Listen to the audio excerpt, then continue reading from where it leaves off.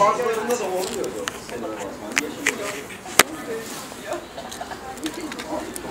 Bazılarında. Bir de taşıyoruz, tamam mı? Bazılarında da şey yapmışız. Örnek veriyorum, aynı mesaj kullanısına. 22'sinde dans et ama gerçekten. Biliyorum. Kantar Kulüp'te ben yapmışım.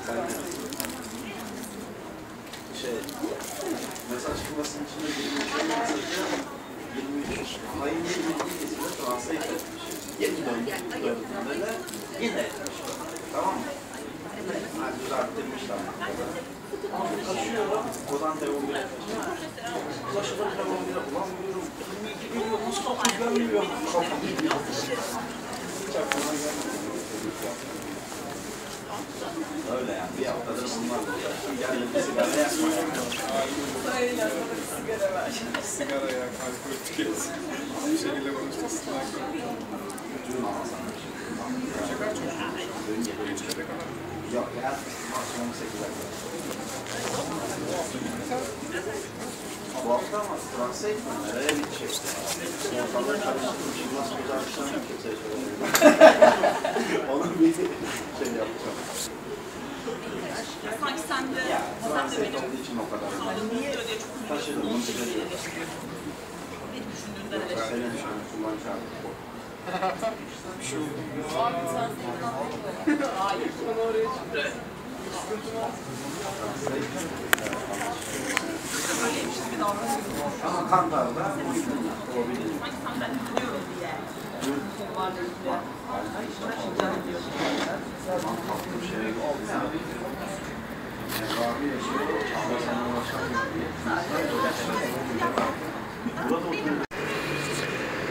D'abord, en fait, les plazas, tous ces gratte-ciel, ça fait beaucoup de bruit à cause de climatisation sans arrêt. Bon, ben, j'ai trouvé un terrain, là c'est très propice pour faire une holding, un plaza, quelque chose comme ça. Et apparemment, il y a longtemps qu'il est délaissé ou à peu près protégé. Il y a une grande pente qui sépare l'intérieur de l'extérieur, qui est une grande artère. Donc ce qui est bien ici, on ne sait pas tout à fait où est l'extérieur et où est l'intérieur. Est-ce qu'on est au dedans ou au dehors? C'est une indécision parfaite. En plus, il y a des petites maisons comme des maisons de carton ou pour décor. Parce qu'il n'y a que 3 murs et 4e mur, ça n'existe pas. C'est idéal pour le cinéma. C'est comme un décor. Toute la lumière du jour entre à l'intérieur et on peut filmer comme on veut. Voilà, je suis content de découvrir ça en cherchant une autre adresse. Et c'est un bon lieu de parler de l'avenir de nos holdings ou cet urbanisme qui galope au cheval. Mais on trouve des sujets beaucoup plus intéressants que ça en fait. Cette grande écran de cinéma qu'on voit à partir de derrière, c'est déjà fascinant parce que on a l'impression d'être véritablement non pas au devant de la scène, justement dans les coulisses, derrière la scène, littéralement, derrière l'écran. Oui, vous allez voir la cuisine alors, la cuisine dans notre télé live. Derrière l'écran, il y a des gens qui travaillent, vous voyez. Il y a un chat qui est décédé depuis très longtemps. Personne n'a eu la gentillesse de la ramasser. Et il y a eu des souvenirs, des passages, des grands noms, des grands peintres apparemment. Et quelques travaux de menuiserie qui donnent, et de poterie, oui. Très jolie poterie dans plusieurs dimensions, mais le plus grand c'était vraiment avec l'eau là-dedans qui reflète le ciel et avec le vent. Et ça donne un effet de n'est-ce pas, refroidissement sur une lac, n'est-ce pas, comme on était sur une lac, justement, exactement comme une journée d'hiver comme aujourd'hui. Ah, très inspirant parce que le reste du quartier n'est pas du tout intéressant. Il n'y a que des endroits pour manger, pour le col blanc et des plazas dans les heures de travail mortes. Voilà. Ben, on dirait que le peintre, c'est quelqu'un, c'est un homme d'action, une femme d'action, qui n'a pas besoin de s'exprimer en parole. Et en tout cas, ces genres de peintures qu'on voit ici sont telles que l'expression, l'exprimant et l'exprimer, ça fait tout. On ne sait pas si volontaire ou non, mais comme il n'y avait pas d'une intention d'exprimer quelque chose, il y a une exprimant et on sent qu'il y a une expression et tout ce qui se passe comme technique de dessin, c'est l'expression picturale et on soupçonne qu'il y a une exprimée aussi. Mais comme on ne peut pas distinguer l'exprimant et l'exprimé, on a affaire à l'expression totale. Je trouve dans ce genre de travaux,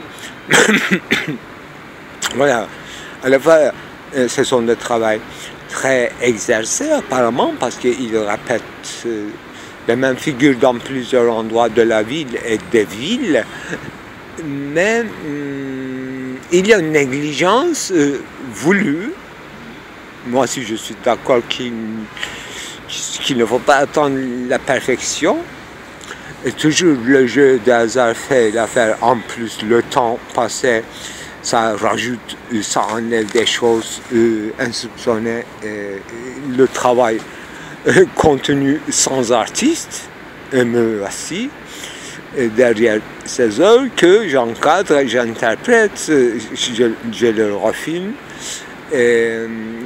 j'en change l'expression. Je me rajoute à la peinture. Voilà, je les appelais l'homme d'action, la femme d'action. Oui, ils se bougent, comme moi, en tant que cinéaste. On est obligé de se bouger. On performe, oui, c'est ça. Mais si on peut appeler tout ça l'homme d'action, oui. Tandis que nous faisons rien, exactement rien. Mais pour faire de rien, encore faire quelque chose, comme disait grand, n'est-ce pas, comédien français Robert Desnos, n'est-ce pas, que j'adore. Il n'y a rien à faire, mais pour rien à faire, il faut faire quelque chose. Mais quoi? Justement le rien, mais comment faire le rien? Vraiment, c'est beaucoup difficile de faire quelque chose. C'est une autre discipline qu'on peut apprendre. On peut désapprendre d'abord pour le apprendre.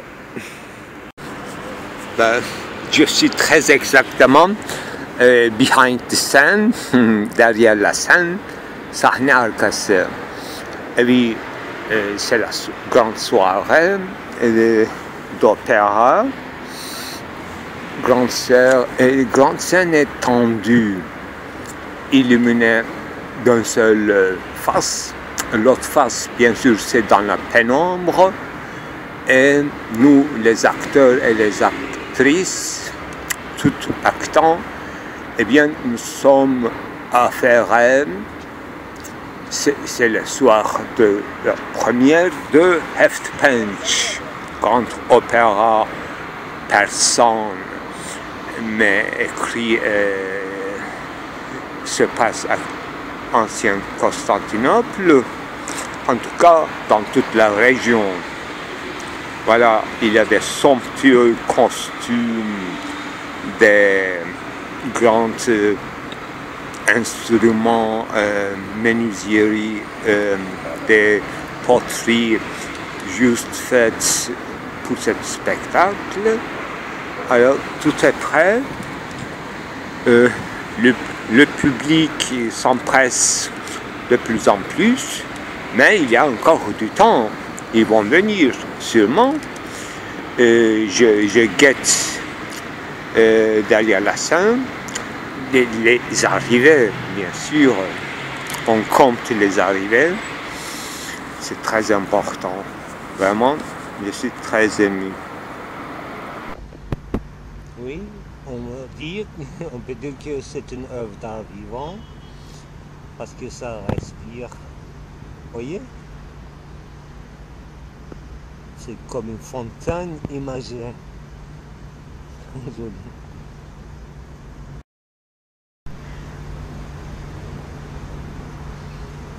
On dirait que c'est une œuvre d'art vivant. Oui, parce que ça respire. Et oui, c'est une vraie imagée. Oui, calculite.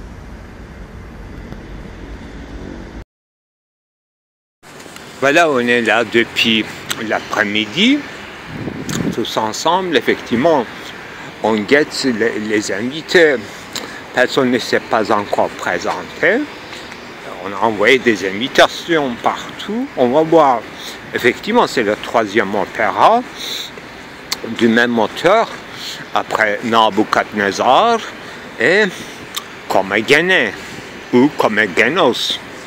Tous liés à cette ère, très très lyrique, très travaillé, etc. C'est le troisième Heftpens. Ça a des sonorités persan, bien sûr. Il y a des grandes arias en perse, actuels et anciens. Et tous les étymologistes et les savants philologues, ils se sont réunis pour faire rédaction, effectivement, de tous les textes. Eh bien, il y a beaucoup de conseillers artistiques qui viennent des États-Unis, New York, Los Angeles, Miami, Paris, London et Berlin, bien sûr. Effectivement, grande réussite, on entend. Mais en attendant, je pensais, cet après-midi, on parlait des peintres, n'est-ce pas? Il y a beaucoup de peintres qui ont travaillé, même des géomètres, mathématiciens, des spécialistes d'algèbre, et des lacaniens. Il y a toute une école lacanienne, sauf Talat Parman, effectivement, il est expulsé. Eh bien, qu'est-ce que je veux dire? Oui, les peintres seraient des hommes d'action.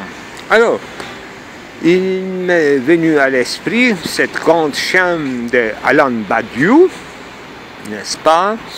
À mon avis, inspiré de Merleau-Ponty, à la fin de Visible et Invisible, l'œuvre incomplète. Il énumérait, bien sûr, après avoir parlé des variations eidétiques, pour toucher le fond des choses, les nuances, les petits détails, effectivement, pas des grands éclats, mais chaque chose est un éclat. Il donnait des phrases musicales, comme exemple, des phrases musicales, un morceau de poésie, voilà, des petites choses, une frange, une panne de lumière, une frange d'une jupe ou des pieds empressés ou d'un regard fugitif, un dernier regard jeté et des petites ou je ne sais pas, des petits dérangements d'un adolescent ou d'une puberté, un jeune qui se rougit, etc. Moi, je rajoute comme note en bas de page, variation arithmétique, c'est ça, dans la phénoménologie, et qui est attentive à l'apparaître du phénomène, non pas des phénomènes figés. Alors, qu'est-ce que je veux dire? Les acteurs, non. Oui, les acteurs sont des hommes d'action dans leur vie quotidienne. Oui, ils se reposent un peu. Bon, les peintres et les cinéastes aussi des hommes d'action, mais les poètes aussi, je dirais. Et Alain Badiou disait, en ce qui concerne, cette fois-ci, dans son lexique et philosophie, processus de vérité.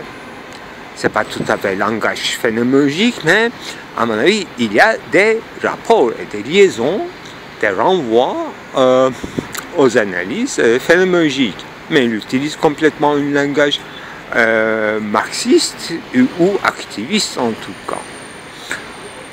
Voilà, il y avait 4 processus de vérité, dont je vais nous énumérer chez Alain Badiou les 2. La poésie, 3e place, je crois, et qui se concure avec l'autre 4e place, c'est la révolution.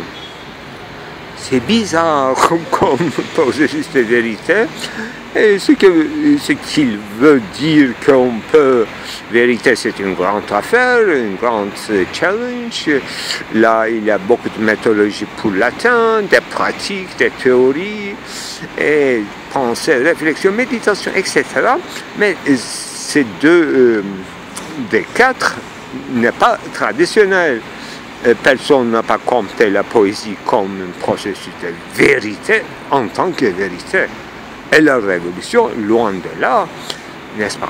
Quand il dit révolution, effectivement, l'action, l'homme d'action, non pas de praxis quotidienne, mais effectivement, un homme atteint à son dernière limite, n'est-ce pas, saturé.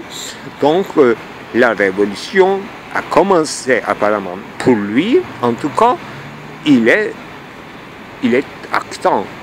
Donc, il est face aux périls et dangers, il risque sa vie. Pour lui, c'est la vérité, hein, dernière et ultime vérité, parce qu'il va donner sa vie, il est prêt en tout cas de se sacrifier dans le processus de révolution, qui est un processus, on ne peut témoigner d'une séquence de la révolution, du processus de la révolution. Donc, il s'agit d'un processus pour Alain Badiou, dans la théorie du sujet, dans cette théorie du sujet qui développe avec les événements, par rapport à l'événement, la place du sujet, position du sujet. Alors, la poésie aussi, c'est pas une petite ou longue poème écrit, c'est pas ça, une longue vie ou courte vie d'un poète. Tout à l'heure, je parlais d'un expression. Lui aussi, en fait, pour la poésie, il y a un exprimant qui peut vivre longtemps ou très peu. Ah oui, je me suis rappelé d'un nom de poète turc qui est mort très jeune, avant mon adolescence apparemment, d'une génération précédente, qui s'appelle Arkadaş, my friend. Oui, c'est un nom qui n'est pas commun. Arkadaş, my friend, ami. C'est plutôt friend que ami. Ami, c'est très général, mais friend. En tout cas, c'est encore plus précis, je crois, comme camaraderie. Et il faut traduire le mot Arkadaş en français, non pas comme ami, voilà, comme camarade. Voilà, il s'appelle donc Camarade, il est morto, il est poète, il n'a pas écrit beaucoup bien sûr, très connu, très connu, dans un milieu bien sûr qui prend acte de cette situation, donc du processus de la vérité tout simplement. Fidélité à la vérité chez Alain Badiou ne serait que compris sur ce genre d'exemples. Il est mort, par exemple, quelqu'un mort dans un processus de la révolution, dans une séquence. Alors, il est mort dans la vérité. Il est mort pour la vérité. Il est mort de la vérité. La vérité pour lui ou pour elle, c'est ça. Et pas d'autre chose, ou ni peu, ni trop. Just. Voilà, justice. Pour les humains, en tout cas, hein, c'est pas... Les scientifiques aussi, ils sont des humains. Pour les humains, la vérité, c'est à peu près comme ça. Pour le peintre, un tableau fini, c'est la vérité. Fini, parce que c'est fini. Il a fait, il a commencé, il a une idée. Voilà. Un film aussi, c'est comme ça. Mauvais ou bon, pour vos goûts, pour l'auteur aussi, ça peut changer. Ce jugement reste à part, parce qu'il y a du temps qui peut changer tout. Mais la vérité, il est là. Si vous n'êtes pas content d'une œuvre ou d'une action, d'une conséquence, c'est parce que vous les entrevoyez dans le processus, la vérité ou la réussite ou la fin, finalité, tout ce que vous voulez, mais vous le voyez en tout cas, n'est-ce pas? Une partie, une mince signe faible force de la vérité, et vous dites que non, c'est pas encore ça, non, c'est pas du tout ça. Mais il faut développer ça, ou bien il faut recommencer. Mais il y avait là une vérité, il s'est passé dans l'ombre, dans le pénombre. C'est ça, tout ce que je voulais dire pour l'instant. C'est ici que depuis 25 ans demeure Pierre Berger. Comme vous le savez, je ne suis jamais dive, mais nous avons VEC, séparation des séparés provinciaux n'a pas ici habité. Au début, lorsqu'au Marocain séparation, pas je ne vais d'aller plus loin que la rue de Babylone, où habitions-nous.